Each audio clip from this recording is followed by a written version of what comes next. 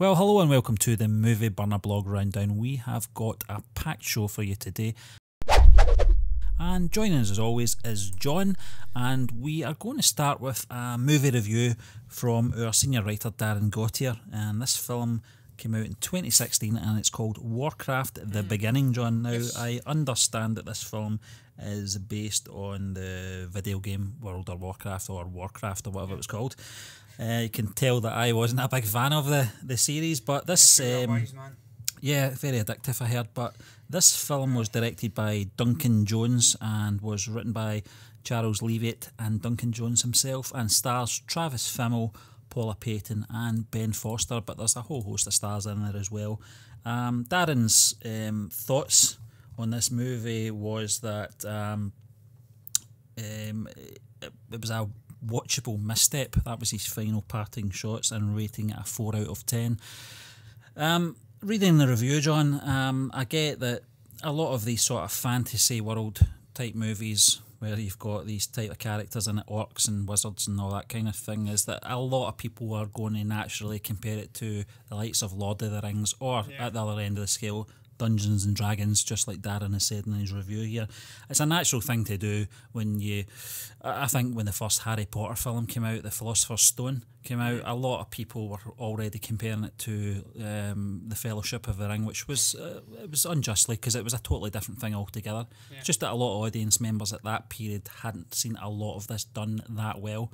But this film, 4 out of a 10 from Darren, it's not really his cup of tea, and just judging on his review, certainly something that's not going to really attract me to watch.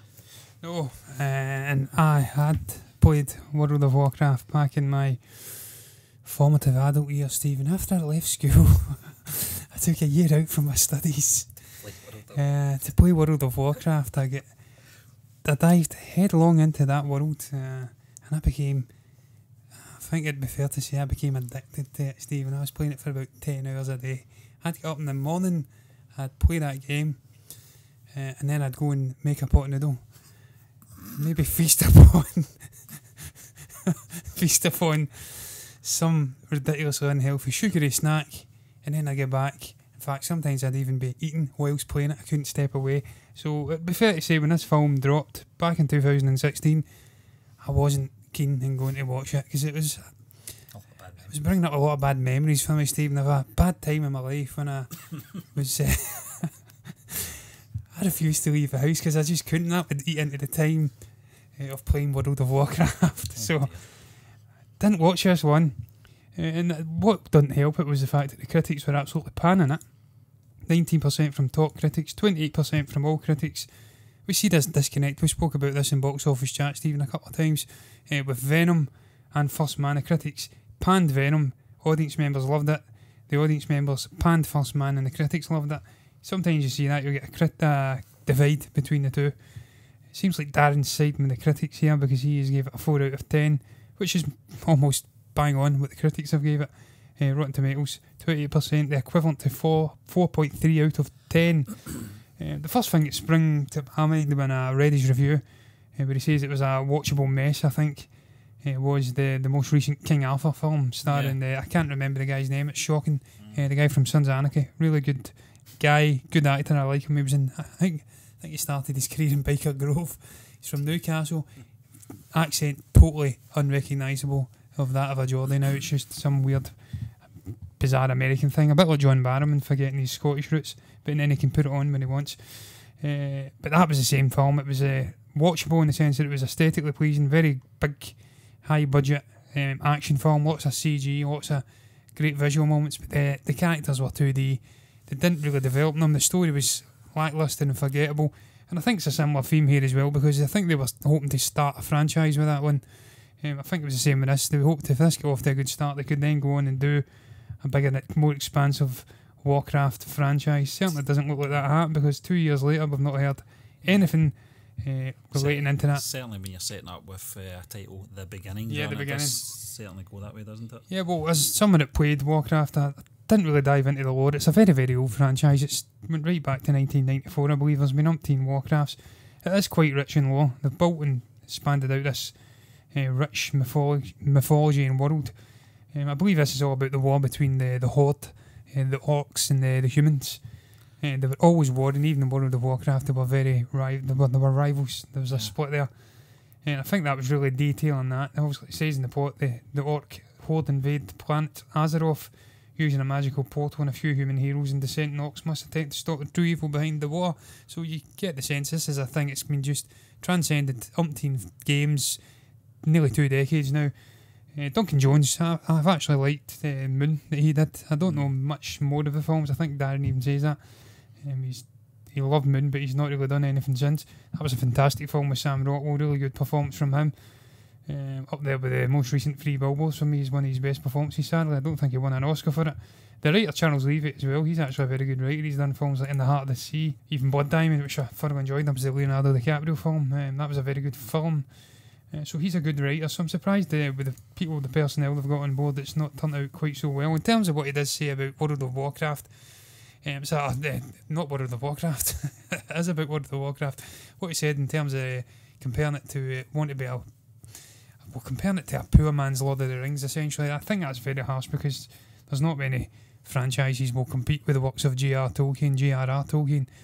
He's just one of the all-time great authors. What he done there was nothing short of remarkable. He expanded out, created languages, a living, breathing world full of incredible mythology and characters and just different splinter tribes and civilizations. It's a franchise or a book series that I've read again and again and again. I've read The Lord of the Rings about 4 or 5 times. I've read all of his other novels. It's a magical franchise, that one that's not going to be touched by even the likes of Harry Potter, which I think is a brilliant series as well. I've read that a good few times. One of the best film franchises in terms of faithful adaptations, but this was never going to do that. We spoke about it before, Stephen. The jump between video games to films, it just never seems to work. They can't get the balance right. It's always lacklustre. Darren mentions that in the review as well, John. He explains it well in the review in regards to the critics' response to the audience response, and that's down to critics have a tendency to judge films, especially films that have been, previously video games. You look at the likes of Doom or even the Tomb Raider films. I know they're done a little bit better. Rampage was hit and miss as well. It was a great video game. The movie was okay. Mortal Kombat. Mortal Kombat, Street Fighter as well. They've all panned. But Darren, I know what he's saying here, and sometimes it's a little unfair to compare any film to a Lord of the Rings movie, especially this genre. But I know what he's trying to say here. He also mentions a film that I totally forgot about in John Carter. This film reminds him of this. I remember when John Carter came out, I think 2013 or something like that, 2012, 2013, can't remember. That film was getting compared to A New Hope. This was going to be the new Star Wars. Well, it didn't do it. Certainly wasn't a new Star Wars film. Even the new Star Wars films aren't as good as A New Hope. Not even new Star Wars films. Yeah, so it's a good review from Darren, but we're going to move on, John, to our next movie review, and this one is Mamma Mia, Here We Go Again from this year, John. We've talked about this endlessly on Box Office Chat. Yes, we have. This is more of a DVD review, or a Blu-ray review, that is, from D.M. Anderson.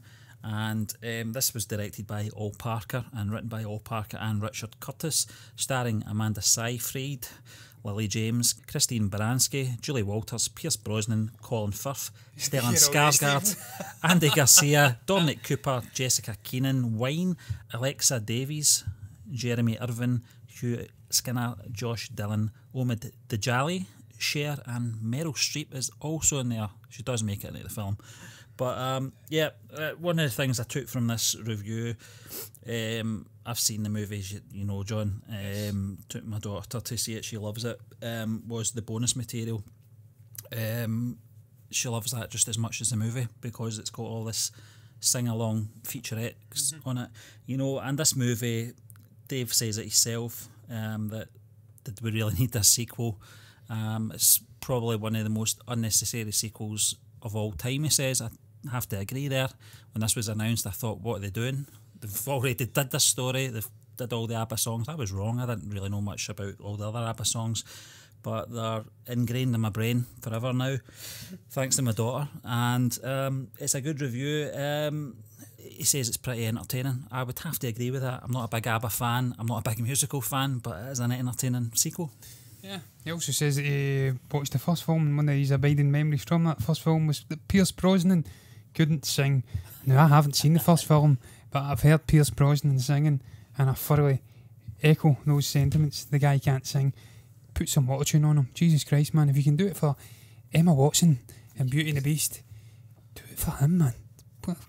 Even deepen his voice down a little bit. He couldn't sing.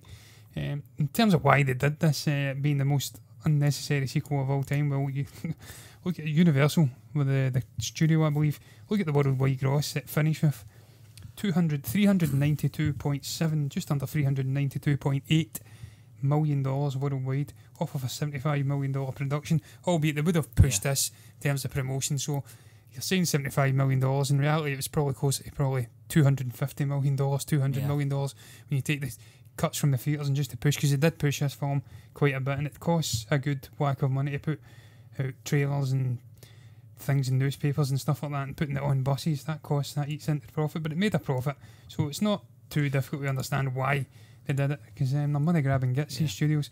Any chance to make a bit of dosh, they will do it, and they certainly made their dosh. What he says is absolutely bang on as well, Steve. This is all about the music, really. It's not so much about the pot. The pot's forgettable. I think he says what little pot there is feels superfluous. It does the whole Godfather 2 thing, although not to anywhere near the level of the Godfather 2, and that half the film seems to take place in the future, or the current day, and half takes place 30, 40 years previously. I've not seen the film, got no intentions of going to see the film, but you'd expect, as he says here, for the music to stand out, and for there to be some good choreographed dance-along scenes and stuff like that, and just the cast is outstanding across the board. That speaks for itself. You expect some very strong performances in there. Cher, I believe, sang Fernando, was it? And she done a good job. Is that right? Dave says, that's the song she sang. I think she's actually covered a whole album of ABBA songs now, just in time for Christmas. But that's not cynical at all, Stephen. No, you should never meant that. But Dave's right. I think that it's a glorified cameo at the very end. It doesn't feel shoehorned. I've got to agree with that. There is references to her throughout the movie, that she's been invited to this big grand opening of the refurbished hotel and stuff like that. Mm-hmm. He's also right about Meryl Streep's lack of presence on the screen as well. This is obviously a spoiler. Spoilers galore here, but she's passed away at this point in the movie, and she makes this appearance at the very end to sing with her on-screen daughter. And I think she's missed from this sequel in regards to she's the focal point of the first movie. She's the one that's pulling all these characters together. The reason they're all together is because of her, and that's not there. This movie is more of you want to see where these characters have gone in the last few years since we last saw them. Sadly, you don't really get a lot of that. What you do get is that some of the relationships are strained from the sequel, from the time it's passed since the original movie. I think it's 10 years or something like that since the first one came out. And you're getting more interested in the sort of backstory at that point, because the flashbacks do dominate the screen time. And it's because of the actors. Lily James is a terrific actress, a fantastic singer as well. She actually puts Meryl Streep to shame in regards to her singing talents. But you've also got the young cast members, Jeremy Irvin, Hugh Skinner and Josh Dillon, who are playing the younger guys as well. And I think they all did a good job. It's just a shame, because when you've got these characters of Pierce Brosnan characters, etc., that if you liked the first movie, you would have grown to really love these characters. You don't really get a lot of them in this sequel, unfortunately, but I suppose if you want that, you just go back and watch the original. But the film works in a funny way. There's enough material from ABBA as well, surprisingly. I always doubted they had enough material to really stretch it out over a 2-hour film, but they seem to manage it. There was a lot of songs that I didn't know about, and there's a couple of rehash jobs in there as well that you know, they've passed to a different actor to sing and stuff like that. So it does work. I can't see another one getting made. I think they've went as far as they can with this storyline. Yeah. Mamma Mia and Mamma Mia, Here We Go Again will work. I think you could actually watch these back to back. The same tone, the same pace, and the same quality are all there in those two films. I don't think I'd subject myself to back-to-back films about ABBA's music.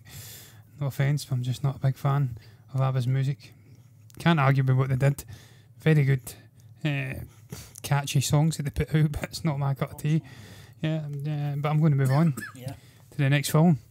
It's one that you wrote a review about, Stephen. It's Smallfoot from 2018, directed by Carrie Kilpatrick.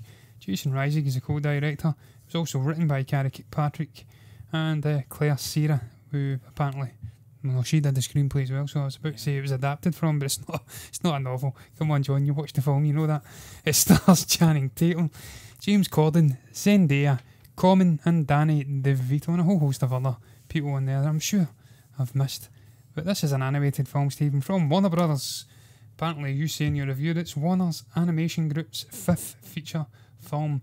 It's all about a Yeti Meagle who is convinced that the elusive creatures known as humans, or aka Smallfoot, as the title we give away, really do exist. And he must prove their existence because he's been cast out for doubting the stones, which are these mythological things that keep everybody in check in the village that's up above in the nosebleed city that is their domain up in this big huge mountain. And it slowly fleshes out why they're isolated and the history between the humans, the Smallfoots and the Bigfoots. And I thoroughly enjoyed it, Stephen. I thought it was a really good film. I completely agree with everything you've said in this review. It's a story really about acceptance, I felt anyway. Taking everybody as you see them, not allowing barriers to be put up because of different creeds, colours, skin tones, religions, different places in the world you may come from. It's all about acceptance, taking people as you see them. In this case, it's the Bigfoots and the Smallfoots come together to live a merrily happy life at the end. For it, a bit of everything really. Humour, amazing visuals, amazing action sequences. The characters felt 3D, which is a strange thing to say because they are 3D. It's an animated film, but it felt like real living characters. I connected with them. I connected with the whole host of different Yeti characters, the likes of Migo, Danny DeVito, the father figure, the female figure. I'm forgetting the names even now, Stephen, but even Common's character is, I think, the Stonekeeper. He was a very good, intriguing and delved and fleshed out character. You got to see why he was doing what he was doing. He was doing it for good reasons. He had good intentions, although he was a little bit misguided. And even the human character of James Corden, I'm saying the human character of James Corden as if he's not human, as if he's some slug like Jabba the Hutt. But the character he played was he was an interesting little character as well. You thought he was going to be a little snake, he was going to snitch on them. Turned out he wasn't. He was actually good. James Corden, as much as I dislike the guy, I think he's a bit of a cretin. Can't argue with his voicing talents. He did it in Peter Rabbit too. He's got a very distinctive voice, and my God, he does well in this film. He's one of the standouts alongside Channing Tatum. I enjoyed the film. No, listen, John, about Corden as well. I've saw him in Trolls and Emoji Movie as well. Trolls as well, I forgot about that. They're not great films, but for some reason he does stand out. He's got that kind of energy and vibrance in his performances. I think that's what suits him best. I think a lot of people don't like the look of him. I think it's his face or something, I don't know, and his accent, but it seems to work in animation. Zendaya, as you said, she played Michi. She had a kind of strained relationship with her father, the Stonekeeper, I think, Common.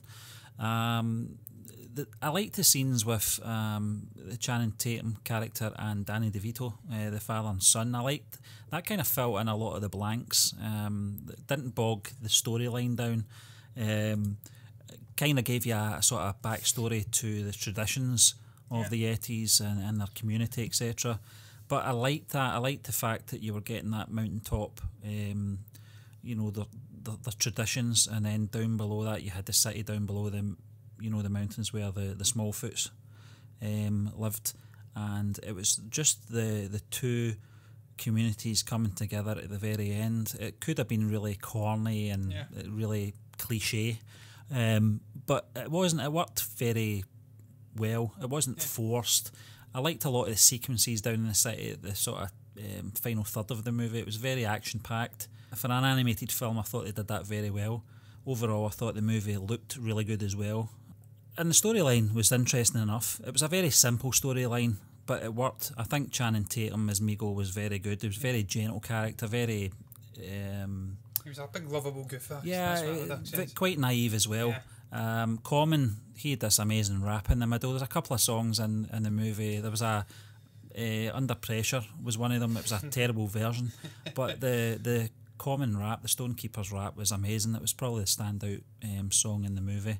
Danny DeVito, very limited as Dorgo, the father, the Gong Keeper, I think, or something. I can't remember what he's called. Yeah, the Gong. Yeah, he was a guy that looked after the Gong. It was part of an important part of the ceremonial side of the village.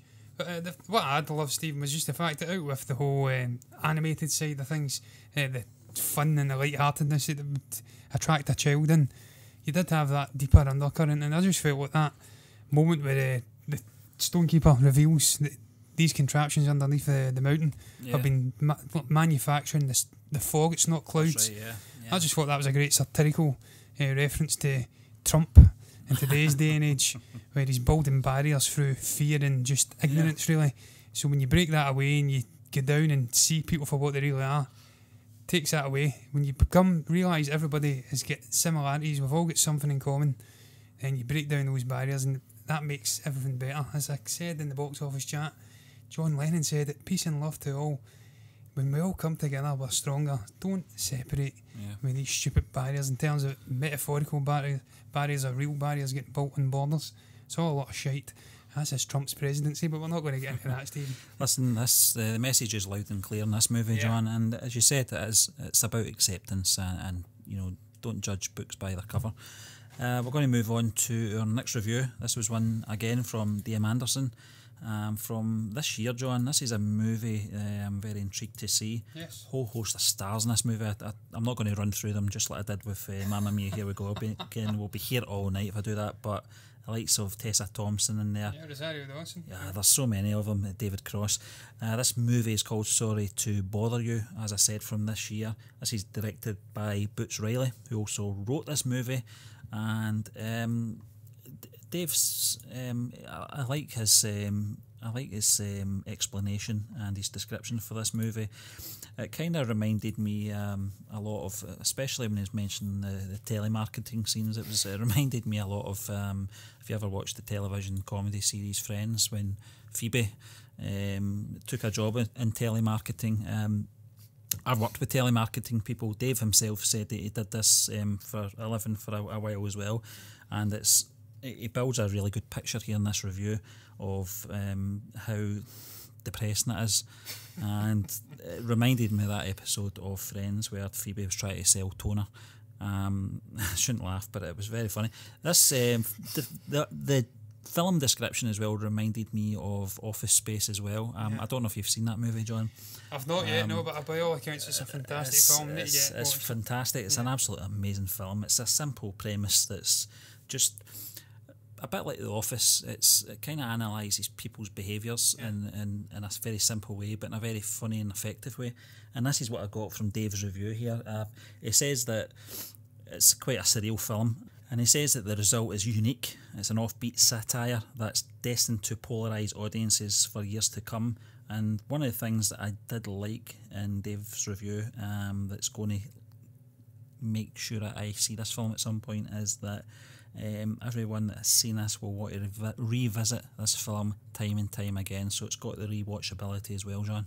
Yeah, one of the first things I took from it, Stephen, was the clear play on the company's name, Worry 3, which is clearly just not the case for any of its employees. No. They're very much worrying how they're going to live day to day. As I think it says at one point, they've got unlivable wages. They can't sustain a life with these wages because it's all based on the pretense of making sales.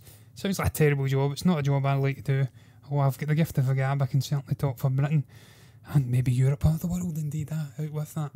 But it's not a film, a job, sorry, a film. I'd love to work in film. It's not a job that I think I could see myself doing. I think I'd end up wanting to either do someone in or indeed do myself in if I was working in it, because it's not a great existence, is it? High pressure situation where you're having to make sales to people that don't want to listen to your voice. Cold calling, we've all had them. we all tell them to go to F in our own unique ways. In my way, I speak German to them. Little German phrases, ich besorge das Bier and stuff like that. Digress, I'm getting sidetracked here. Sounds like a fantastic film to me. It's something I'm really interested in. I sadly had never heard of it. Flew right under the radar. Apparently it came out in July, certainly over in the United States. I don't recall seeing it popping up in the box office over here. I don't know whether it got a wide release over here. If it didn't, then that's a real shame, because it does look like it's got an intriguing plot, a great blend of humour, fantasy by all accounts as well, and sci-fi as well. It says, I don't know what that's about. I don't know whether sci-fi would come into it, but it looks like it's a great examination of of human behaviour and just how they react to different things. By all accounts, we've got Lakeith Stanfield's character Cassius Green joining this company, going on to become a real success. The founder of the company wants to mosey in, take him by his side, and then discovers the real reason why he's wanting to do this. And then, according to Dave, it takes a great twist and it goes in a completely different direction. That to me again sounds totally unique, very interesting. By all accounts, the director's debut in film, so judging by the ratings, it's getting 93% on Rotten Tomatoes from critics, 91% from top critics. Even the audience are giving it a very decent score of 72%. This looks like a great debut for this director, and I'm very intrigued to see what they do after this. Lakeith Stanfield, he's a fantastic actor. I remember him in Get Out, very unique and memorable performance in that, as a very memorable character. You look through all the cast as well. Terry Crews in there, I know him well because he looks like my uncle from another mother from another race. Big Barry looks absolute double. He always gets the piss ripped out of him for that. That scene, I can't remember what film it's from, but he's singing to the, I think it's an undercover cop. He's singing to her and singing to him. He's dubbed up in a woman's costume. He's singing to him in a car. He always gets the piss ripped out of him for that. He looks double. So it's great to see him in there after all the crap's come out about him. I like to see him getting work. Armie Hammer, Stephen Yeun from The Walking Dead, Danny Glover, fantastic cast, really interesting premise. He's given it a good review. Apparently it's got great rewatchability, and it's definitely a film I will be getting round to seeing. Will be on Netflix if it's already on there. If not, I will go and buy it because it's intriguing. I can let you know, John, now that this film came out in the US back in July. Yeah. We're not getting it till the 7th of December over there in the UK, so I'll go and see it then. We can go and see that in the cinema when it comes out, since we've not got any Star Wars films to see in December. Very popping Steve. Yeah, so we're going to move on, John, to our next review. They're coming thick and fast this week.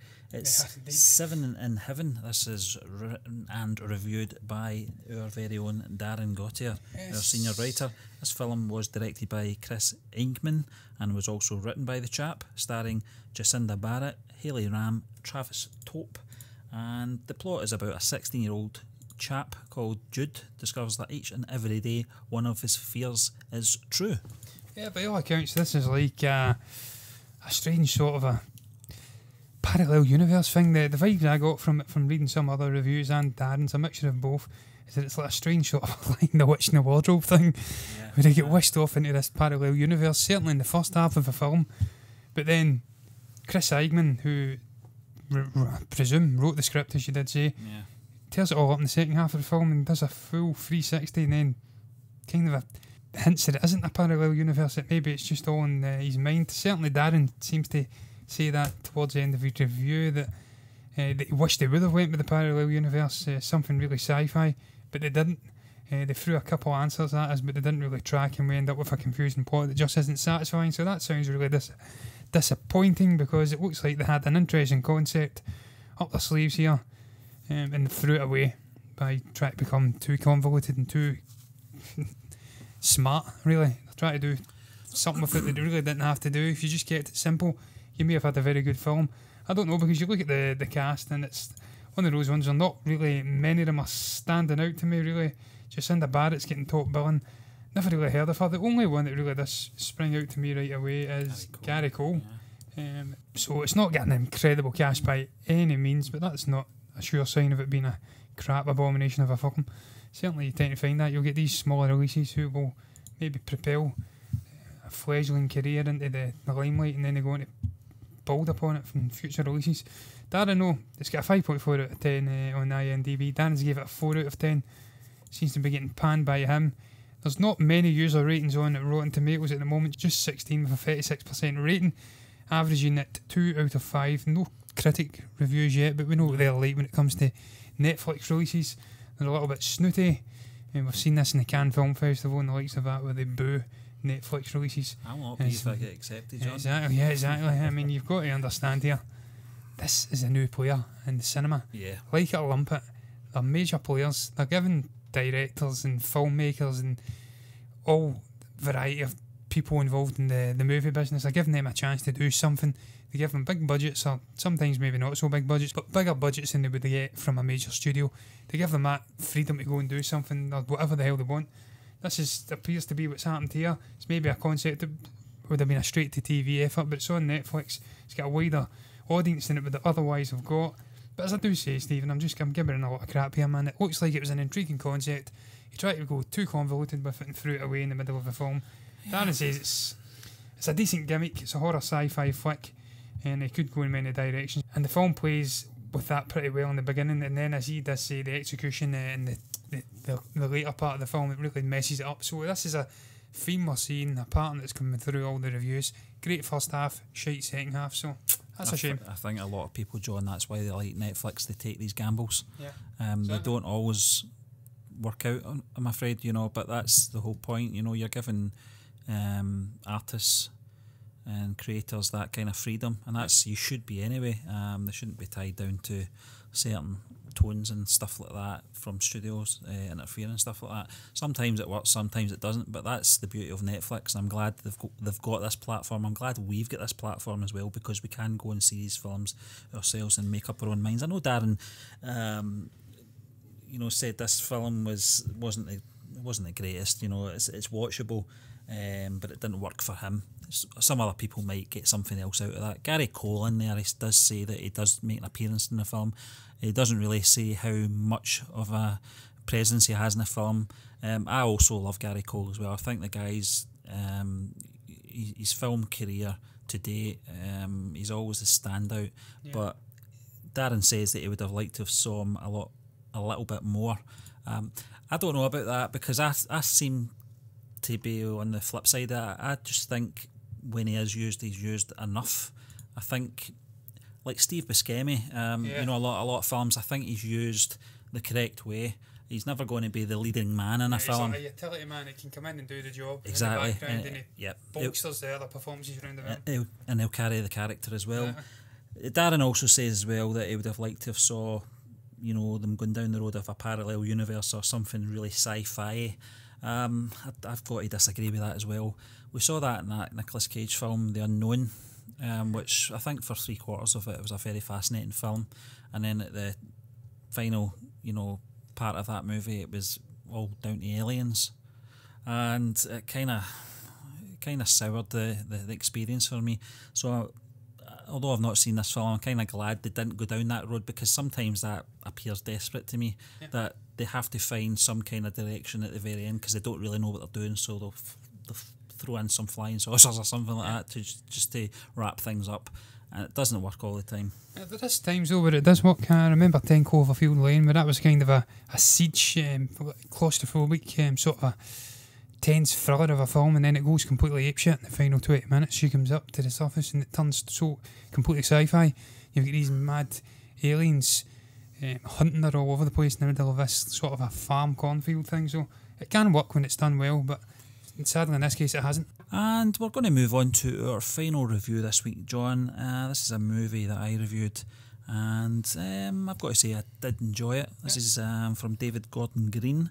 Just came out last week here in the UK, starring Jamie Lee Curtis, Judy Greer, Andy Matichak, and a whole host of other names. This is, of course, Halloween 2018. Yes, it is. I have to share your sentiment, Stephen. I actually did enjoy it as well.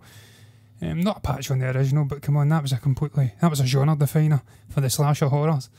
There's not been a film like that since, I don't feel. I mean, there's been a lot of pretenders, the likes of Scream and stuff like that, who have had a good hack at it, but they're just not quite got there. Pardon the pun, yeah. Certainly Michael Myers likes a hack, as we do see in this. Numerous times he likes to hack it. Just about everything within reach, although not a baby in a cot, which was... I expect... Leave it an orphan though, John. Yeah, I fully expected him to kill that baby. I could not believe it when he walked into that room and it was crying. He had a look in it and he walked out. I'm like, no chance. I was stunned he didn't kill it. But hey ho, that's the enigma of the mind that is Michael Myers. We've got that annoying doctor who's trying to delve into the mind, but he won't cooperate with him. Listen, this I liked primarily the way this film kind of flipped the perspectives. Usually we see the likes of Laurie Strode getting the big chunk of screen time, and the shape of Michael Myers is stalking in the background and popping up and making the odd appearance, killing somebody and then slipping back into the shadows. In this case, it was more Michael Myers that was in the film.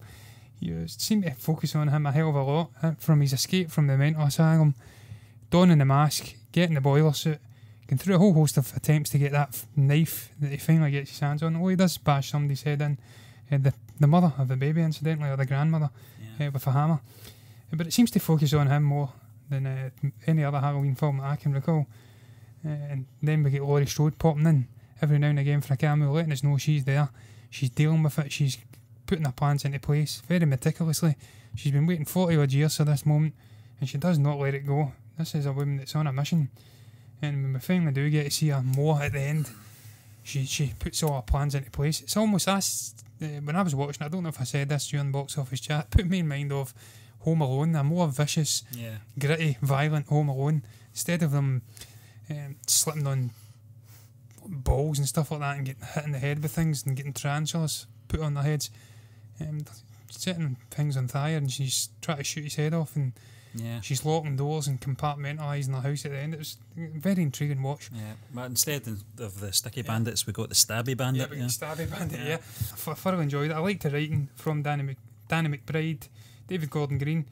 And as I did say, I was very intrigued by the way it flipped the perspective. I think you even mentioned it to me as well, Stephen. You noticed, and I noticed it as well, when she gets pushed out of the window. She's lying there, he looks down, and then he turns away when the daughter screams or something. He looks down again and she's disappeared. That was like classic Michael Myers, what he used to do. So it almost flipped the perspectives. I loved the violence. There was some amazing violent moments in there, like the doctor getting his head caved in, the teeth getting dropped, poor innocent garage worker getting mauled for the boiler suit. The sheer power of the man as well, holding that gimp of a podcaster up. There's just some amazing violent moments in there. Yeah, we'll there's a couple of nitty gritty moments, little niggle moments in there as well, which I'll let you get into. Really, just going through the characters as well, and as you mentioned, these podcasters. This was one of the sort of things that really, wasn't it? The trailer. Going back to the trailer, these two characters. I think it was Rhiannon Reese and Jefferson Hall, played by Dana Haynes and Aaron Corey. They were the sort of main players in that first trailer we saw. I assumed they were FBI agents or some kind of law enforcement anyway. Turns out they were just a couple of podcasters that had happened to get a hold of a piece of murder evidence in the mask. It's... I think, taking that mask to Michael Myers was just asking for trouble, John. I think they got what they deserved. It sounds terrible, but I didn't have any sympathy for either character in those garage toilet scenes. Very graphic as well, but the whole thing, those characters were set up purely for exposition, for Michael Myers to escape, Michael Myers to get his mask, Michael Myers to get the boiler suit, Michael Myers to get that knife. Everything was set up in that fashion, and it was so elaborate. It kind of bogged that first half of the movie down. I said this in my review, that I felt that the first half of the movie was like an extended version of the trailer. Everything that was in the trailer was in that first half of the movie. Thankfully, the second half picked up. It had to for the movie to work. And then we were getting more of the Laurie Strode character. And the granddaughter as well. Which was something you were bang on about as well, Steve. I felt that the character of Alison, played by Andy Matichuk, was there. I think this was a studio decision not to cast her. I think she's a terrific actress, but to take the character in that direction and push her to the forefront of this movie. I didn't see her in the trailers at all, in any of the promotion. I didn't think she was going to have a big part in the film. I thought she was going to be baggage for Laurie Strode, along with her own daughter Karen, played by Judy Greer. Judy Greer as well is a terrific actress who I felt a little bit underused in this. She was more the cynical, embarrassed by her mother's actions type. Very much like John Connor in Terminator 2. Didn't want to know his mother. Just thought she was a nutcase. I think here it's justified after That's what she went through. Perfect. You know, but comparison. I think the character of Alison really carried the movie from a teenage audience member's point of view, and her friends and girlfriends and all that, boyfriends and the whole party thing and all that going on was really where it was going. I think the studio really did make a decision in taking it that way rather than just having the Laurie Strode character. It did work in a sense because you go back to the 1978 film, Jamie Lee Curtis was probably in her early 20s at that point anyway, so they probably were the same age at the time. The other thing I got out of the movie was it did have a 70s feel about it. I don't know if it's that location or not, just those houses and the setting. It just had that kind of 1970s feel about it. The character of Officer Hawkins, who apparently was the first officer on the scene from the original movie, wasn't played by Will Patton at the time. It was another actor. Sorry, Alec Billinger, who played Dr. Sartain, was a poor man's Loomis. He was an absolute nutcase. We talked about this the other day, John, where he didn't really know. He didn't really think things through or think of consequence. This guy probably studied for decades to become this very high level doctor, you know, and a psychologist, and he just wasn't thinking about tomorrow, was he? He wasn't thinking about, you know, I've done this person in, I've basically set up this killing spree that Michael Myers has gone on, and I'm just going to go back to work tomorrow after it. That's me. I've done what I've had to do. I'm going to get back to work and not think about this. It just didn't make any sense at all. Good to see Nick Castle back as the Shape. At least they get shot though, Steve, with the little boy. That's one thing I took from it. I actually laughed at that scene. I also liked the scenes with Nick Castle, those sort of close-up scenes of Michael Myers. We didn't get to see his face, but you knew it was Nick Castle right away. It was playing the close-up shots. James Jude Courtney also played the Shape as well, but I think he was doing the more physical aspects of the job, very much the same as Peter Mayhew. And Jonas. Yes, that's right. Playing Chewbacca. I'm glad you said that name, John. That's not how you say it, though, Stephen. But no listen, the film overall was, I think it was a success. I think it's the second highest opening in October. I think, is that right, John? Yes, and it's now the most successful film in the Halloween franchise, and I think it's actually just propelled it above Scream now as well. It's the most successful kind of a slasher horror franchise in history, certainly in the United States. Final thing I would add, Stephen, is what you were saying about the character of Alison. I felt when I was watching it was almost like a blatant attempt by the director and the writers and even the studio maybe to thrust her into the young Laurie Strode mould. Also, you've got the grizzly, wise, embittered older Laurie Strode sitting waiting on him coming to her, but you can't make a whole film about that. You can't have her just sitting waiting on him coming into the trap. So what they did was they put the young granddaughter into that role so we could have the traditional sort of a running away and the slipping and things like that, and they put the friends into those roles. So we get the classic premise of a slasher horror where he's going about taking them out one by one, and then when we finally got to see these two nemesis meet each other at the end, I think even the doctor says that the two of them basically need each other. It's going to be like a battle of the wills. He doesn't think one can survive without the other. So. Batman and Joker. Yeah, Batman and Joker. Yeah, you complete me. Yeah. I don't want to kill you. But just before we wrap this up, John, Jamie Lee Curtis as Laurie Strode. She just slipped into that role once again. We know that she's did these incarnations of Laurie Strode in the likes of Halloween 2, H2O, Resurrection, etc. But I think this was a fitting connection to the original performance from 1978. I felt that the film overall was a fitting sequel to the original 1978 movie as well, disregarding all the sequels. I liked the Halloween 2, I've got to be honest, the 1981 one. I thought that was a good match for the original. Not a patch in the original, but this was never going to be a patch on the original either. Different director, different writers, predominantly a different cast as well. If you don't take Jamie Lee Curtis into consideration, it was always going to have a different feel to it, but not much. I felt that they got the tone right, and mostly, probably about 95%. That 5% was some misplaced humour in regards to the two cops talking about their sandwiches. I don't know what that was all about, but overall, I was satisfied. I felt it was a good film. Not a great film, but a good film. Shout out as well, Stephen, finally, to John Carpenter for the score as well, and even Coda Carpenter, because that was just great hearing that amazing theme coming back in again. Goosebumps material, just something about it just adds to the fear of the whole thing, just the eeriness of it. It's just an incredible theme. Very pleased to see it's doing very well at the box office for its meagre $10 million budget. Oh, a $10 million budget. It says it previously. You put in all the promotion and stuff like that. That's probably a $100 million film, but it's made a profit nonetheless. And that brings us to the end of this week's Movie Burner blog rundown, where we discuss all the latest films posted up on the Movie Burner blog. We'd just like to thank you for listening to us once again, prattling on, and we'll be back tomorrow with the Force Friday show. Remember guys, if you enjoyed that episode, then do hit that like button, comment below, and maybe subscribe to the channel if you haven't done already. If you want to follow us on social media for all the latest updates from Movie Burner Entertainment, then we can be found on Twitter and Facebook at Movie Burners. You can also listen to us on Google Play and iTunes at the Movie Burner Podcast.